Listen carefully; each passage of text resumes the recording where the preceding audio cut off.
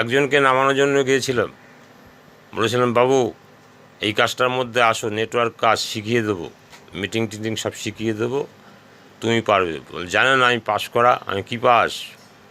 বলছে আমি পড়াশুনো শিখেছি। ভালো করেছো, কী পড়েছো? বলছে আমি মাধ্যমিক পাস। আর বাপ রে বাপ, বিরাট ডিগ্রি তো। তা তুমি কি করবে স্থির করেছো? এতে আড্ডা মেরে বেড়াচ্ছ, মা বাবা বলছে তুমি এই আমাদের সাথে থাকো ভালো হবে। বলছে না আমি কোনো কাজ ফাজ করবো না। আমি কেন, বাবার সম্পত্তিতে তুমি চলবে, বাবা চিরদিন বেঁচে থাকবে। বলছে না, শোনো, যেখানটা আড্ডা মারছো এই বিড়ির গোড়া ধরে টানছো, পটপট করে ফাটছে, তবু ছাড়ছো না, এইভাবে লাইফ চলবে না। কাজের মধ্যে আকৃষ্ট হও, যে কথা বলছি শোনো। বলছে আপনি জানেন বিড়ির পটপট করে আনলে? হ্যাঁ সব জানি আমি। চলো দেখাচ্ছি, চলো তোমাদের বন্ধু বান্ধবদের দল।